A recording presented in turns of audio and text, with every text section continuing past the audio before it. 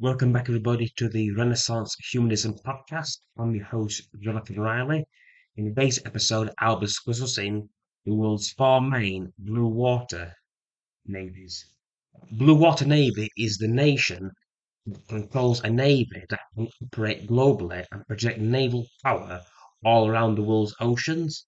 Of all the world's countries, only four nations possess true blue water navies, which can operate on the world's oceans. Our planet is 70% water, which covers its surface. And on our planet, there's only four nations that can operate in that sea, deep in the sea, away from the home nations. These are, in order, the United States of America, which has 11 supercarriers, Japan, which has four helicopter carriers, uh, which can be converted into true aircraft carriers during wartime. Then we have the British that have two carriers, but they require support of the United States of America by the British with the frigates and destroyers to actually offer protection towards its carriers. The carrier, it gets its strength from its aircraft, able to drop missiles and bombs that fight other enemy aircraft as well. And because aircraft carriers, they're vulnerable when they're just by themselves, and that's why they have destroyer escorts. Without destroyer escorts, aircraft carriers are incredibly vulnerable. So the United Kingdom, it has aircraft carriers, it has a blue water navy, but it doesn't have the protection and security to keep the actual aircraft carriers safe. So in that sense, it's reliant on the United States for its ability to project power around the globe. Or the French, they have one aircraft carrier, unlike the British. France has always looked after France. France has always been very skeptical of the United States of America and always tried to keep as independently as possible from the United States of America. The French don't really trust the Americans. They don't really like the Americans. They don't really like the British as well. And that's why for the French, they've always tried to look after the interests of France.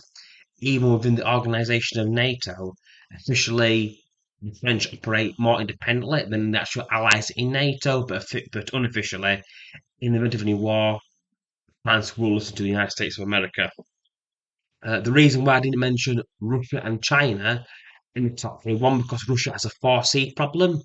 It's very limited to the Atlantic, Baltic, and the Far East as well. The fourth sea is the Atlantic. The Russians, they're blocked from actually entering other oceans due to the Antarctica. I believe Russia has nearly 10 ships capable of actually operating full time within the Arctic Circle. That's the most of any other nation in the world. They are also in the Black Sea, they're limited to the Black Sea, and they can only get through the Atlantic Ocean by passing through the Straits of Gibraltar, which is near Spain. They got to pass through the Mediterranean, which is in the Mediterranean. First, they got to go through the Bosporus, which is controlled by the Turks. So that rules that area out for them as well. The next option is the Baltic. Then they got to go past Finland, get past Sweden, get past Denmark, and then get past Norway. And finally, they run into the British then. So again, that rules out that for them as well.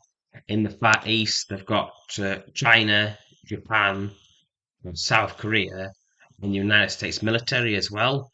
So it rules out for them as well. So blocked from there. And again, before I mentioned the Arctic. So the Russians, they have four navies. Those four navies can't concentrate their sea power. And also because the Russians, they're continental power, they're a land power first, and they can't really project naval power around the globe. Also, Russians' technical skills as well, the technical skills, they've been collapsed since the 1980s and haven't replaced the technical workforce since then. So they've been reliant on importing foreign workers. And their youngest engineers now, on average, the youngest, are in their mid 60s, so around about 65 years old. As for China, according to the author of Prisons of Geography, Tim Marshall, this was back in the mid 2010s, so around about 2015, 2016. He stated it will be another 30 years or more before the Chinese become a serious threat to the naval power of the United States of America. And again, The Chinese, they're developing, they're investing money in carriers, in developing a blue water navy. But in practical terms, according to geopolitical analyst Peter Zion, it's still limited to the South China Sea, and it's not going to change anytime soon. So that sums up today's episode. I hope you found it interesting and informative.